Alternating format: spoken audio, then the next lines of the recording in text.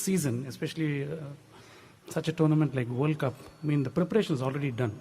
The journey started in 2015. And what we are seeing today is just the culmination of what work we have done over the last 4 years. And if you notice, Rome was never built in a day. And this team, the brand of training and the culture, everything started around 2015. And today, what you see is the work of over the last 3 to 4 years. Hi. Can you talk about the preparation that especially our bowlers undergo? I mean, you say it started in 2015. Can you tell us how did it start? And what were the things that you actually kept in mind? And what are the things that you do? See, when we first started, the team management, I'm always aligned with the team management and the leadership group. So they wanted a fast bowling unit which was good and which can go on and on. And if you notice in the last 1 year, the proof of the pudding is there in the results. And Bumrah, Shami, Ishant, Umesh, and so on, Bhuvi, all of them have started bowling much more quicker. The reason for that is, again, I wouldn't say we did any magic work. We did consistent work with a few lifestyle modifications with regards to nutrition and the way we train. And we got this GPS last year. And we started using the GPS more succinctly because it gives you data which is of immense value. So based on that, we started understanding our training methodology a lot more. And based on that, we started preparing a schedule also accordingly. And all this has helped us in our fast bowlers, bowling more than 145 clicks, 140 clicks consistently, even in test matches, if you notice that. Even in the last test match, in the last spell, people bowled 140 plus. And this did not happen overnight. It was consistent training more than any rocket research. And we made it a point in 2015 that we will train regularly. And just like how we have batting, bowling, and fielding, the new skill is fitness. And it is just not, fitness was just not a ticking box exercise. They started taking it very seriously. And the captain and the coach wanted to use fitness as a vehicle. And my job was to augment the process. And all I did was made it a point that this was another facet in the sport where they had to train like Olympic athletes, just not like any other person. Okay, I'll come for this camp, I'll train for 10 days, 15 days, then I'll take a break. So it has become a lifestyle. And I think once it's become a lifestyle, the results are there for you to see. Sir, taking a cue from your question, just said that taking it as a lifestyle. When you play in India, there's scorching heat, 35 degree and 40 degree. And when you come to England, suddenly the temperature comes down and all. So is there any specific change or modifications when you play in the subcontinent or when you come to England? Definitely. Heat plays a major role. You look at tennis. You have Australian Open, then you have French Open, then you have Wimbledon, then you have US Open. Different surfaces, different weather. And the tennis players do adjust. It has happened over a period of time, and they play in different surfaces and different weather conditions. Similarly, I think a professional cricketer today has to play in extreme heat and as well as conditions like England and South Africa where the temperature can be a lot lesser and cooler. And obviously when you play in the subcontinent, the fatigue factor is a huge thing. So the recoveries are going to be longer. When you play in colder places like England, the fatigue factor may not be huge. But at the end of the day, there are other things which we need to combat here. Sometimes it can be extremely cold.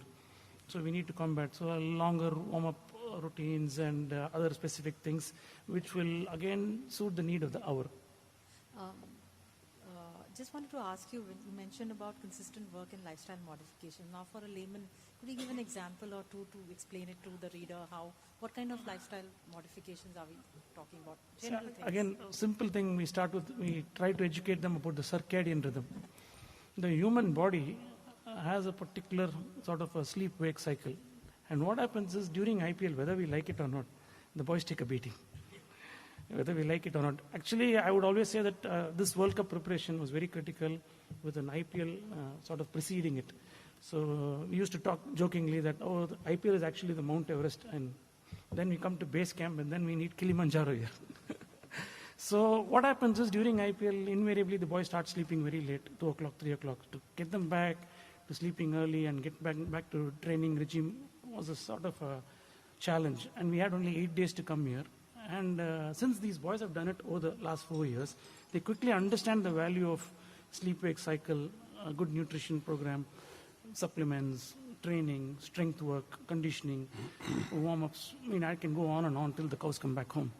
And to answer your question with regards to lifestyle, it is training, sleep-wake cycle, and nutrition. These are the three hallmarks of a professional athlete.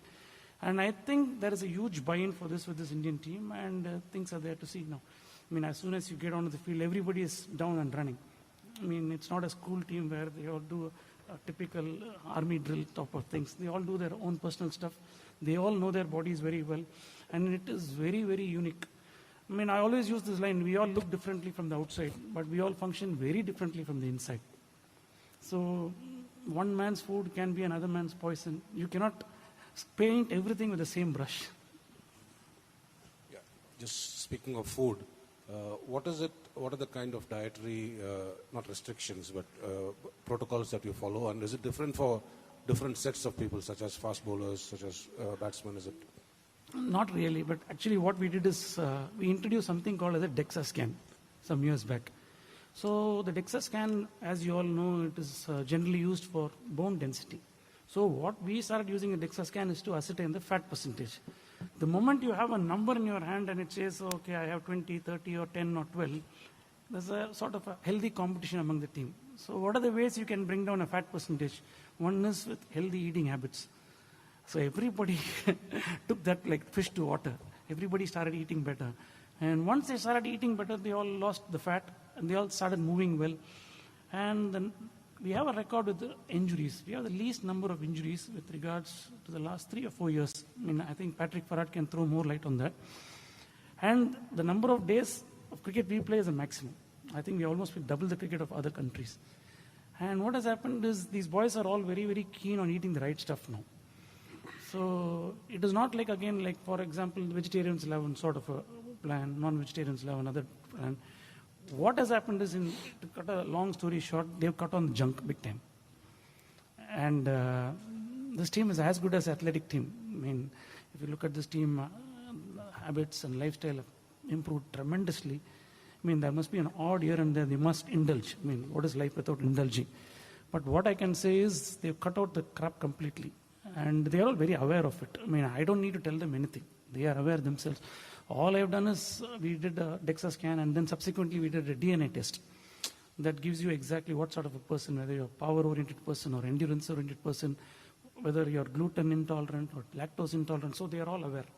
So we don't need to do anything. I mean, cleverly what we did is we did the test, gave them the report card, and they started making informed decisions. And that was really a very satisfying and gratifying thing as a coach.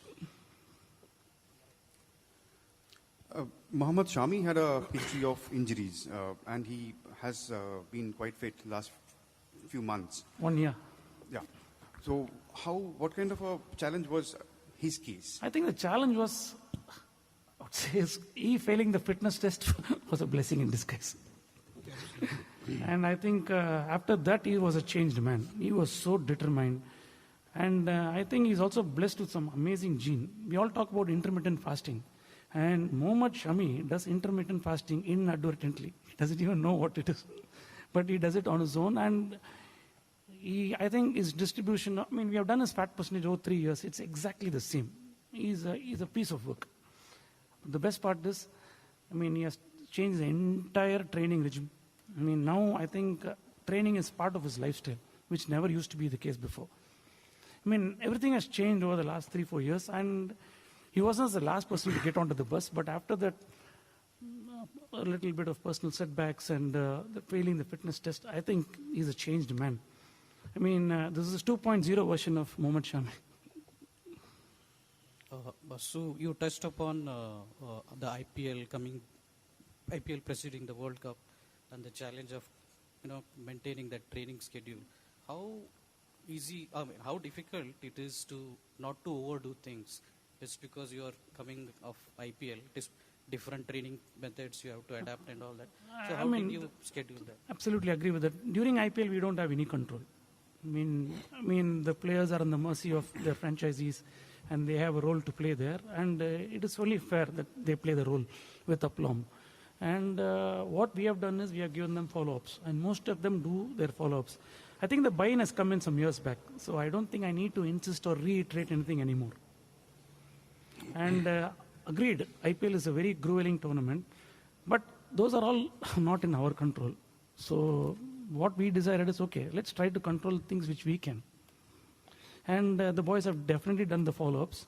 And subsequently, after the IPL, we decided to rest them for some time, because there's no point having a pre-World Cup camp, because that could have been counterproductive.